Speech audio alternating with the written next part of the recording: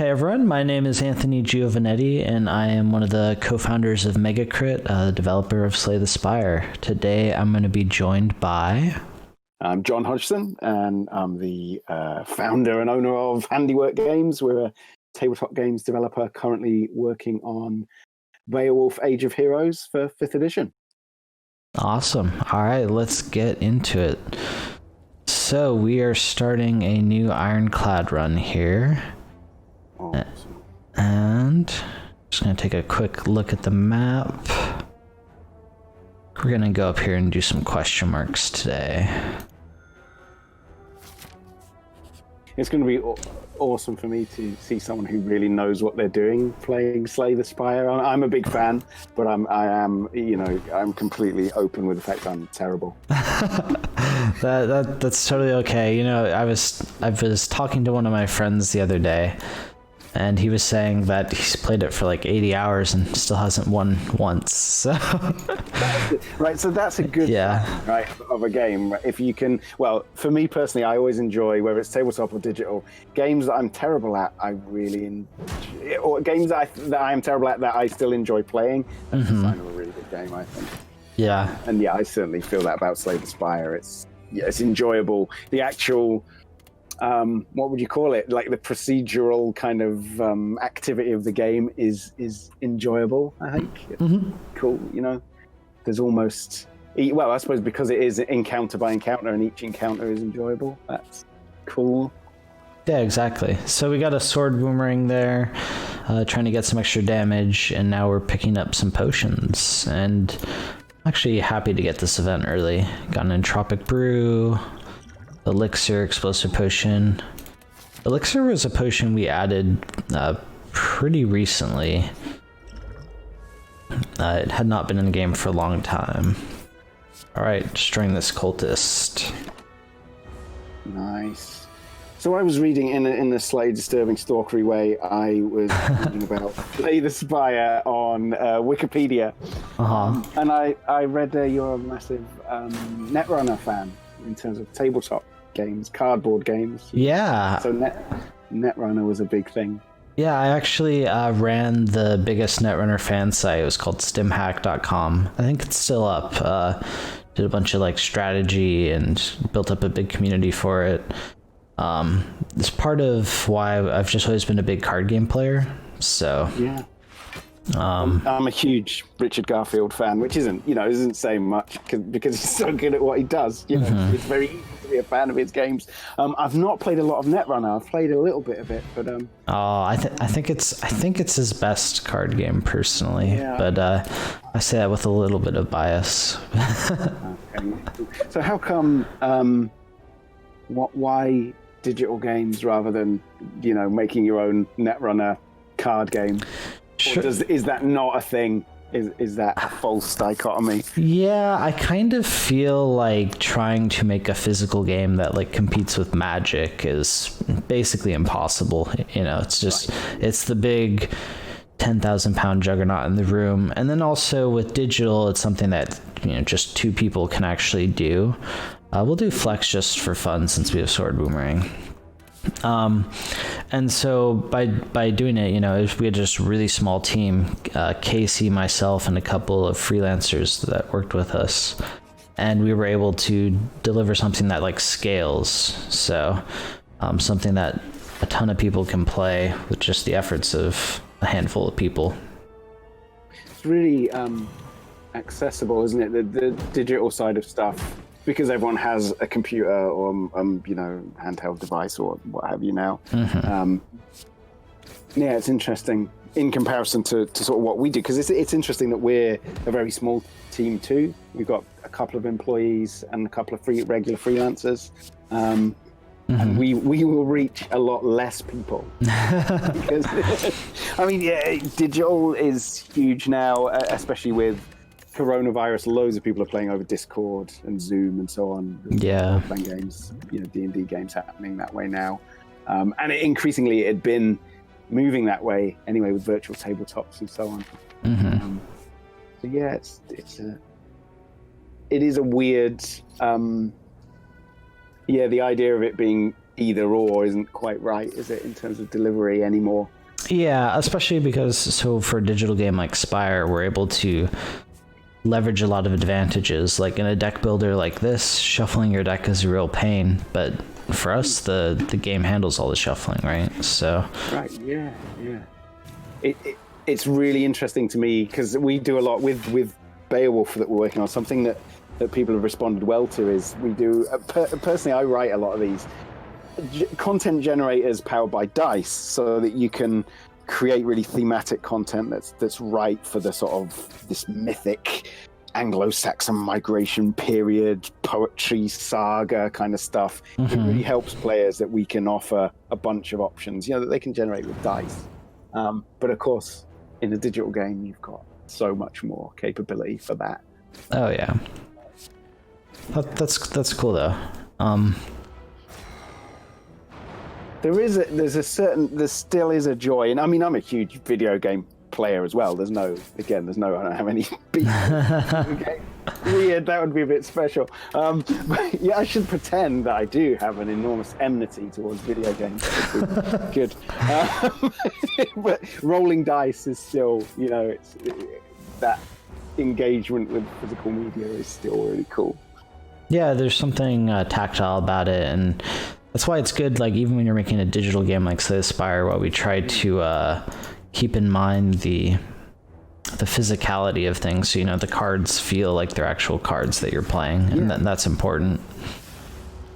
So yeah, it's something I enjoy about playing it, that there's a sort of that I have a certain level of understanding because of that replication of physical media, that I can see my hand and I understand what a hand is. Whereas when I play some other video games, say I was thinking of something like Bloodborne, which almost deliberately obscures the mechanics. Part of the game is discovering what is even going on mechanically, never mind anything else. That's a very different experience. And definitely. Yeah, well, it's enjoyable, definitely, but very different. Cool.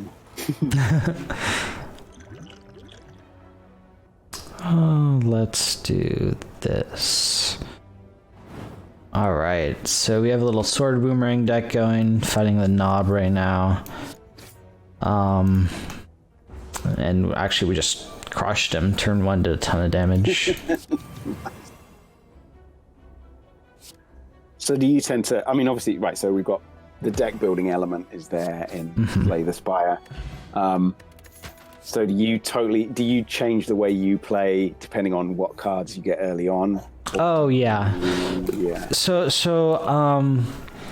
one of the things that we did when we designed Slay the Spire is we made archetypes that players could build towards. So if you're the silent, you can build towards poison. If you're the ironclad, you can build towards strength. And we made a couple of those. But and that's something that especially early on players can like to do because it's kind of easier. You can see the path going. But at high level play, the best thing is to be very adaptive, taking cards based on what you've seen in the run, what your challenges are going to be coming up, maybe to handle temporary problems you can get through, I'm going to fight some elites early, so I need some damage to fight them, things like that. So the more that kind of adaptive thinking is what we really wanted to reward. That way each time you play it's totally different. We're going to go fight this elite. There's an interesting difference between a digital game that's really accessible to play and a tabletop role-playing game that requires that little bit more investment of time and a different kind of energy, maybe, because you're playing with other people. You've got to get together, which is one of the big hurdles of tabletop games, is gathering a group.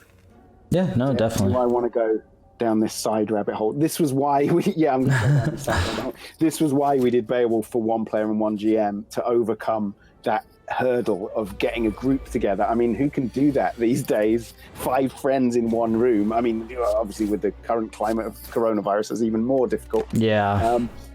But even without a global pandemic, it's tough for people, isn't it, to commit to those kind of those events.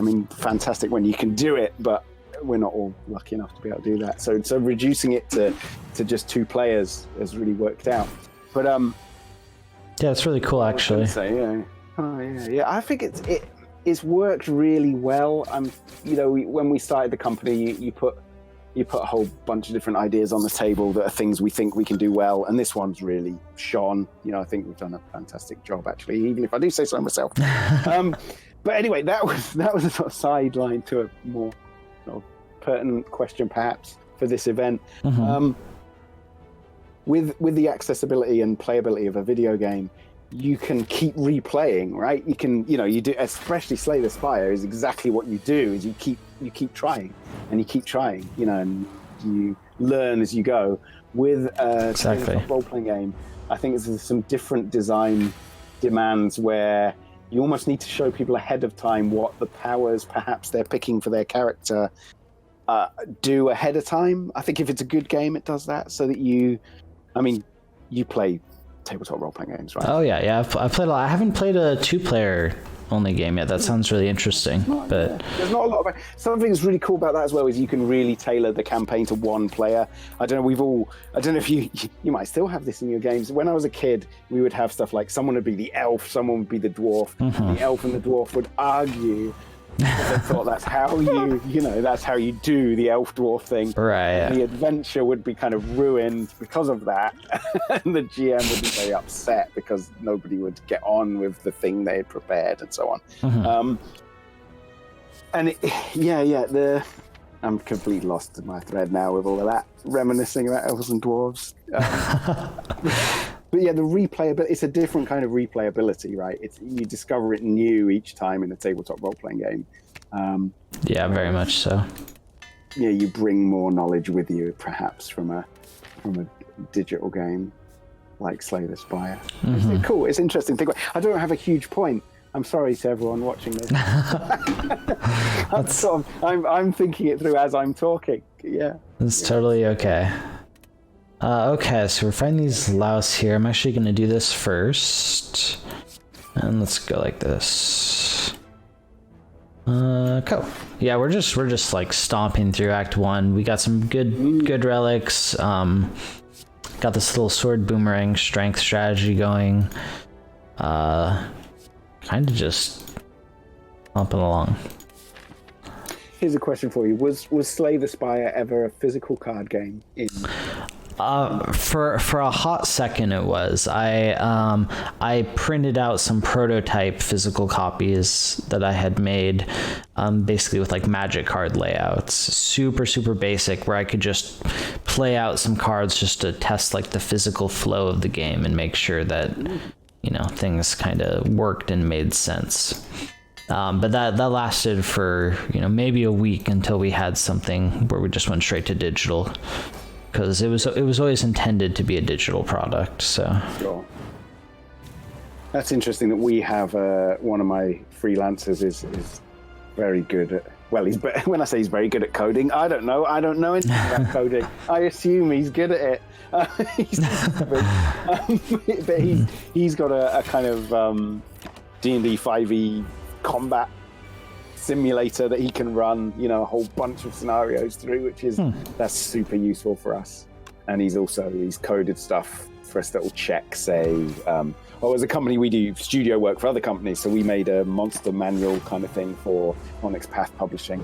That's cool. Collection, and we tested all the monsters with a bit of code that would throw up, various things about them, which was really cool. But it's interesting, those little, on either side of that digital cardboard fence, there's dips across into the other side. That's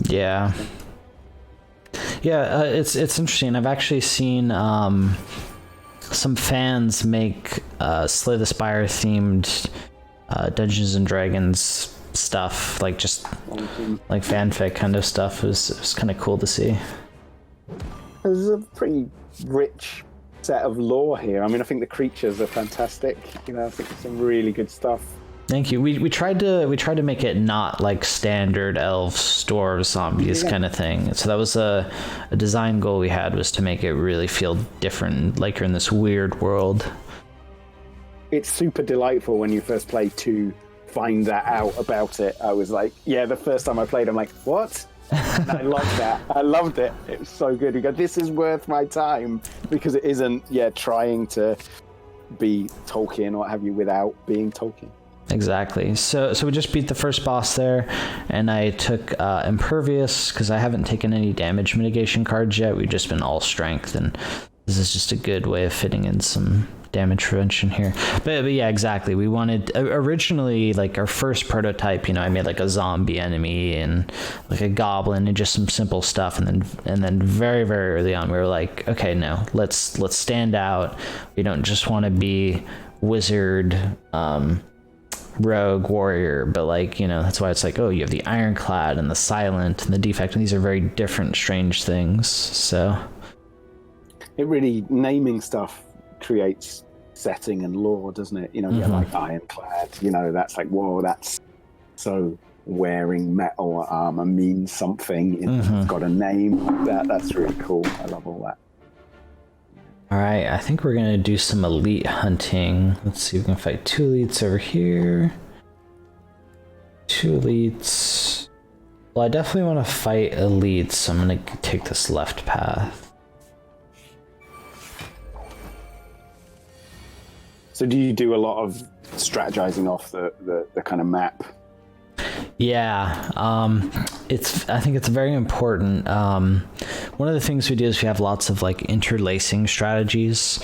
So there's like different levels as you get better at the game, and as you get better, you can look at the map and use that to kind of really plan like a strategy for your approach to the act, and then you can be greedy or less greedy and then change it up depending on how fights will go. This is kind of a rough hand here. I do 4 defense when the enemy's not attacking. This is something else I thought was really cool in Slay the Spire, was that relates to what you were just talking about, is that sort of learning curve was really friendly. I really enjoyed that. Yeah, and that was another thing I was going to talk to you about. Something that I think Slay the Spire does, which I try to do, because we do some card games as well. I'm really interested in the idea of games that present a complex strategy overall, as part of the sort of whole game, but in individual moments, the choices are quite simple. And again, something I really like in Slay the Spire, your choices moment to moment are limited in a good way, and I'm interested in how that layers up into a complex overall game. This is like, it sounds like I'm building up to a question, and I'm yeah, sure. I was wondering how do you do that? One of the guiding principles that I had when I sat down was just that lots of meaningful choices at multiple levels across different layers of strategy, and that was one of the big things that we sat down and just wanted to deliver, which is why, like, at the end of every fight you pick one of 3 cards. It's just, you always get a very strong meta choice there at the end of every fight. You have the choices within the fights, you have the strategy choices and the mapping and the pathing. And then, you have a bunch of other choices, but like that way we're just always layering different layers of choice for the player. I think that has to feed into the replayability. I definitely feel that when I'm playing, that it's like, I want to run through this again and take some different choices. That's interesting. Definitely. Yeah. What's funny is, we've actually, when you watch streamers that take a really long time, there's been I've seen streamers play the game, and they'll spend, even though you can do a run in under an hour, they'll spend like 5-6 hours in a single run of Spire, and they're really analyzing every single choice, and it's really, really cool to watch that hardcore depth of analysis. And does that feed back into the game? Or has it fed back into the game, watching people play the game? Oh yeah, definitely. It's. I think it's invaluable for balance. So, and just the feedback that you get. Slay the Spire is very much about iterating on balance, UI, little gameplay things throughout the process. So, so here we certainly. Oh yeah, no. Go. I was just going to say, so now we have a choice of getting rid of our strikes to turn into a vampire. And usually I like taking this as the Ironclad, but I only have 3 strikes left in my deck. I think I'm going to pass on it. Sorry, go ahead. Yeah, no, what was I going to talk about there? My head's like a sieve, but the water flows through pretty quick, so it's okay. Oh yeah, something we did on Beowulf, just talking about sort of interacting with players and fans and so on. We presented. There's a free scenario you can download, absolutely free. It's a full-length adventure for 5e that introduces all the rules. That's cool. We made for Beowulf. It's called The Hermit Sanctuary. Done pretty well. It got nominated for some awards this year, which is cool. So if people want to try it out, they can do that. Now, as part, I wasn't just commercial there. As part of that, we made some pre-generated characters because, you know, when you give away a sort of sample product, the character generation stuff isn't in there. But so we did these pre-generated characters, and we did 4 first of all. And listening to people's feedback and reaction to them, we then did another 4, and we ended up with this character. So in the game, you are a hero. It's a 5e class just called the hero, and that's the class that can function by itself. Interesting. One player. It tweaks stuff. We also did a really old school thing where there are subclasses of hero that are all based on attribute score, which is weirdly old school for something that's quite attempting at least to be quite innovative. But, you know, so you've got a strength hero, a dex hero, a constitution hero. So those are the sort of paths you can pick, and hopefully we will have a similar thing where people will want to replay the game as a different hero because the heroes are quite strongly flavored, right? But the interesting thing was in the sort of on the kind of lore side, we ended up with this character called the Wolf Child, who is this, I don't know, maybe she's a teenage girl. We don't really give you much information because she's a bit of a mystery. In the game, to balance the fact you don't have a party with you, you have followers, and followers work a little bit like spells. They kind of have one-shot abilities. They come into the spotlight when you need them. They do their thing, and then they sort of retreat off stage again. But the Wolf Child has a bunch of wolves with her. She's like a raised by wolves sort of Mowgli character. That's cool. And it was nice. There was a really nice iteration where we developed that character in response to offering. People were responding to. Ooh. Yeah, offering's good. Nice. And yet she's gone down really well, and it was really nice to have that interaction, if you know what I mean. We were quite open in working with fans, and you don't always get that, and we certainly don't always do that. You know, sometimes we want to just go off and make things and then present them as finished. Yeah, definitely. You know. I really like those kind of fan interactions. We tried to do a lot of that in Slay the Spire. We had the early access where we were doing weekly updates, and we had an active Discord where we were taking tons of suggestions. And I think that's one of the really cool things about game development and kind of the modern age, where, you know, back in the past developers didn't really have that option, and now right, I can kind of go ham with it. Yeah, it's nice to allow people in, you know. I think there's a lot to be said for it. Yeah. We were just doing a silly amount of damage here. Our deck is going off the rails. Here's a funny question, but are you good at Slay the Spire? I have played more than my fair share. I wouldn't say I'm the best. I think some of the like top end streamers that, you know, becomes their job. Those are probably the best players. And one of the things I'm actually really bad at still after all this time is speed running. I don't know if you've seen any of the speed runs for Slay the Spire. I haven't for Slay the Spire, but I've seen on other stuff, and yeah, wow, people can think really fast, can't they? Yeah. So like it takes me roughly an hour-ish to do a run of Slay the Spire. Some people, like I said, they can take hours and hours and hours, but the speedrunners are able to win in 5 minutes, and you just see them, and it's wild. It's like, you know, you sit there as the developer and you go. I want to see a sort of playback from their brain. Yeah.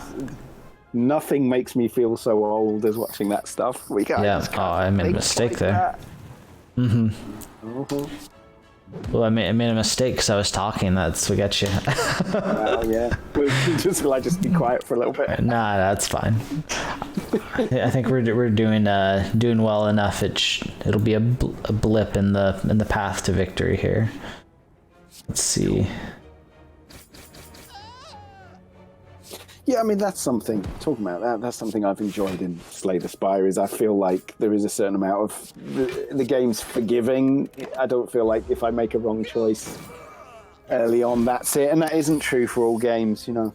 Mm-hmm. Yeah, so I'm really happy with our Ascension system, where right now I'm playing at Ascension 0. So, but the Ascension system gives us a lot of control over the difficulty, where even at the base level, it can be, maybe if this is your first card game, it's going to be really hard. Like my friend that I talked about that, hadn't beat it after 80 hours. But if you are a really experienced card game player, you can jump in, maybe you smash through and you start getting those ascension levels. And as you climb up, you're going to gravitate towards something that's much harder for you. And you'll kind of lock in at a good level that you like.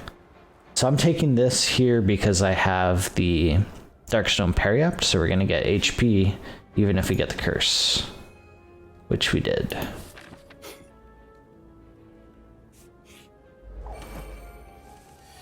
Ooh, but I am definitely going to need to start getting rid of these curses. They're pretty bad.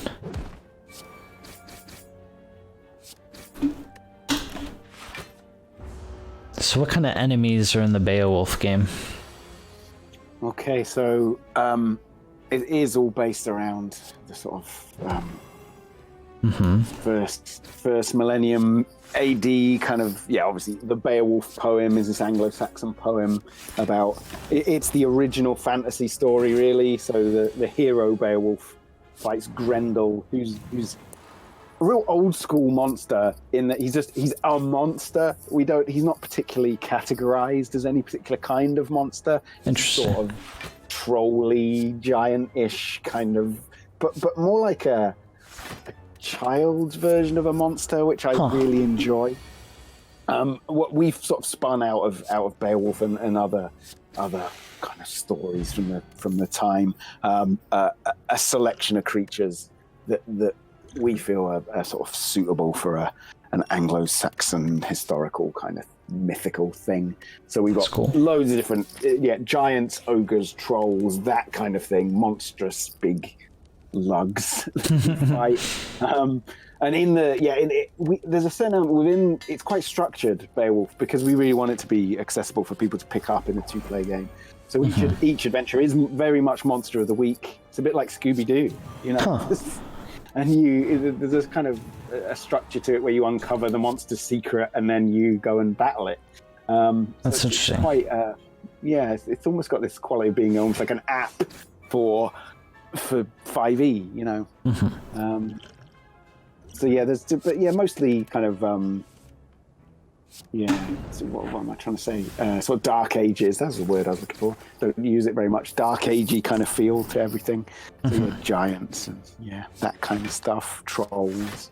Oh, cool. In the free scenario, it's very much a Grendel-like trolly dude that you fight.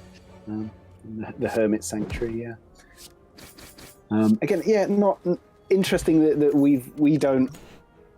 You guys have this super unique sort of lore side to it. We are almost doing the opposite of that in going back to this sort of well-established historical stuff.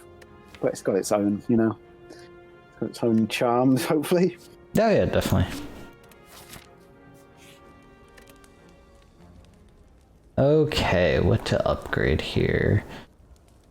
I think I'm going to upgrade Inflame, just get the extra strength. We're at 107 out of 107 health.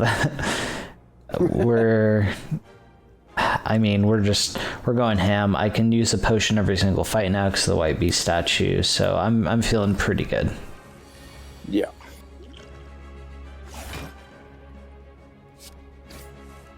The champ. So I was thinking again about the influence of games like Netrunner and Slay the Spire, and of course Netrunner is asymmetric, right? It's not, whilst it's 2-player, the 2 players are not playing in the same role, if you like. Correct. So that's kind of interesting for how that leads into a single player video game where the computer is the computer. That makes me sound old. The computer is taking The computer. Yeah. the game is taking one of those roles. Yeah. Yeah, it is kind of interesting. One of the things... Yeah, I was always a big fan of the asymmetry in Slay the Spire. And I think that's a strength that we have. Right. I think a lot of people maybe would have just made the enemies have their own deck of cards as well. But I really like the intent system that we have and kind of what we're doing with it. Yeah, that's really cool. When you first play, I like that a lot. And one of the things I did, because I had a lot of connections with the Netrunner community, I was very good friends with the back-to-back world champion. So I had a lot of Netrunner pros, which is just like the best Netrunner players do playtesting for Slay the Spire. Right. And so they were able to give me just, a ton of amazing good balance feedback, which is, I think, definitely contributed to our strong balance at launch time. Yep. Yeah, I work with a couple of people who have a very different outlook on D&D. Like, if you played in my D&D game, it is so loose, it is barely played by the rules, and it's really bad in a way, We just, some weeks we'll just go, do we want to use combat system? No. Interesting. Which is, we're just, we're not in the mood, because we're all ancient and we've all played it all our lives, and we're not necessarily playing it for the rule side of it, but a lot of people are, and good. I think they're doing it more properly than we are. So I deliberately have a couple of people on the team who are very sharp on analyzing rules and what they mean and their impact on other rules and so on, because I tend to be a bit slack about the detail, so I definitely have in the same way, you get those, because people that can play Netrunner or Magic or any sort of deck building games, Minion and so on, they do tend to have that really analytical ability, don't they? And that's so important. Yeah, exactly. All right, Impervious here, prevent the damage.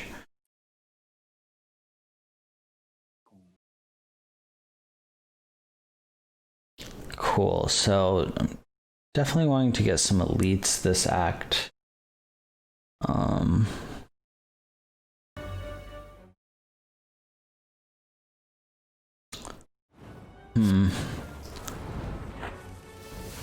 Offering here looks good.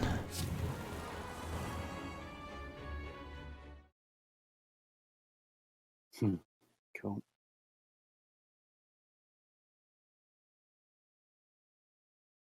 The spikes on the spiker enemy are a little annoying against my sword boomerang deck, but I think we just smash through with a good amount of healing, so we'll take some licks in this fight, but it should be okay. Yeah, it's been pretty good so far, right? You've not been taking a lot of damage. Cool. Act 3 is definitely the zone where we kind of wanted to amp up the almost eldritch horror of the enemies a bit, so we just have really weird, bizarre enemies. Whereas the previous act was a bit more grounded. We don't need any of that for the deck. Hey, something I was going to ask you about or talk about was kind of art style, actually, and what were your kind of cues for the art style in Slay the Spire?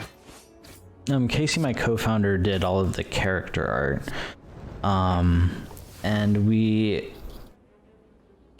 kind of has his own unique art style, and we just wanted it to be different while having this element of weirdness, while also sometimes having, I don't want to say cute, but I know. But with the slimes and things, some humor undertones almost. but definitely the world is like kind of darker, so you know, not like things are kind of like dirty. Yeah, it's very much got its own visual style, hasn't it? It's not it's not aping anything else, I don't think. Yeah, and it's almost like painterly, especially with the backgrounds. We don't have like a clean vector art or something like that. So it's a funny thing, isn't it? It's an advantage, I think, to have that kind of unique look, but it's also like a gamble as well. Does that, you know, do you get frightened about that stuff? Because I do. oh, definitely. Our art style is so big with game marketing in particular, right? It tells you so much about what the intention of the game, or, you know, there's so many cues in there. Yeah. We were fine just kind of standing out, so we thought it would be okay. But it was definitely one of our bigger points of uncertainty. I chose the Act 1 boss here because I figured we just slam through it, get a relic, and I didn't really need the other two options. So Cool. Yeah, that's certainly you're talking about the more eldritch looking enemies. There we go. the Hexa Ghost is a fun one. It's kind of a silly name for an enemy, but a little tongue-in-cheek there. I certainly find, because, you know, I do most of the artwork for the Beowulf stuff, and I worked for years on Middle-earth role-playing games, and sort of primarily known for that stuff. And then, you know, that has a clear connection to Beowulf. But yeah, I do get quite anxious about the look of it. You know, I can't assess my own work. Yeah, really. it's always tough to assess your own work. That gambling chip relic we got was one of the best things we could, because it helps to clear these writhes out of our starting hand, and they've been clogging up all of our start hands. So falling can be annoying, but we have an easy defend to lose here. No tear shed for defend. You can see gambling chip paying off. The Nemesis is really interesting. He becomes intangible every other turn, and when he's intangible, you're basically not going to be able to do any damage to it. So we really want to hit hard on these turns when he's vulnerable.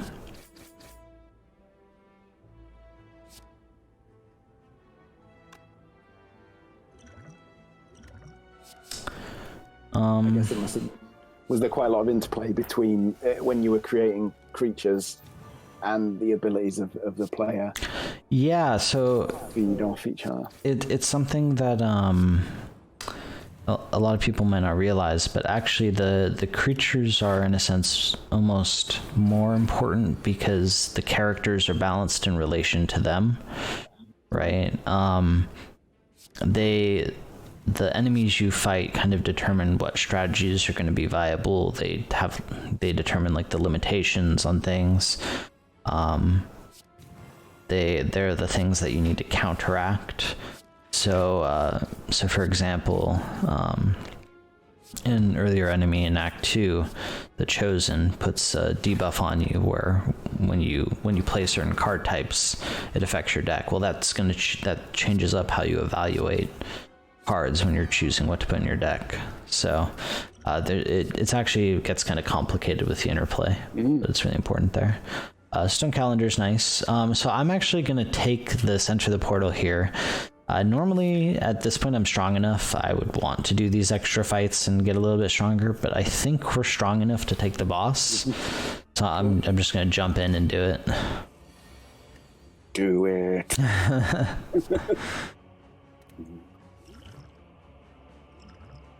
Yeah, something we have in tabletop games, you have that kind of balancing with creatures is very much in the hands of the games master, which is a great advantage and a great disadvantage.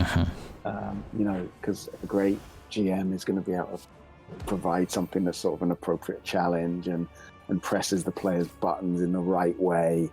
You know, because you kind of want your players to feel in danger, but you don't want to be killing them every game. Yeah. and that's kind of out of our hands. You know, we can set it up as carefully as we can give advice, but you can't, legislate for it. Yeah, no, definitely. It's one of the big differences. I probably should have played a flex potion there because I played so many attacks. I was a little distracted, but that was, I think, a misplay on my part. But I'll wait to play it on another big attack turn. You can see I'm actually taking quite a bit of damage here because the awakened one gets stronger when I play powers, and I do have these in flames, so it's a little annoying. But at low ascension level like this, he doesn't get too powerful, so. It's okay. I think we're going to be just fine. I'm getting a bit worried. I mean, we already have 10 strength, which makes it so whenever I play one of these sword boomerangs, and here's a good time to use the flex potion, I'm going to do so much damage. You can see, I mean, they just wreak havoc. Here we have the double damage, and just make them go splat. Oh, yeah. And here we are, phase 2. Awakened One was actually the first Act 3 boss we made. We have 3 different Act 3 bosses. And having a boss with a second phase is just, such a classic game trope, so we had to make one. I was just thinking about, I'm just going to steal that idea from I was like, this is a really good thing you can do. We'll pop the Entropic Brew here, see what we get. Okay potions, but it's fine. Yeah. I mean, yeah. And we are victorious. Yay. And the crowd goes wild. We do a bunch of damage to the spire, or to the heart rather, sorry. You can see the total damage there is how much damage everyone across the world has dealt to the heart, and it's a very big number. Wow. So yeah. Thanks for watching, everyone. Hope you enjoyed. It was a lot of fun. John, thanks for being here. If you want to do another shout out to your game, now's the time. Yeah, so Handiwork.Games is our website. Check it out. Beowulf is due at play for 5th edition. All right. Cheers, everyone. Bye.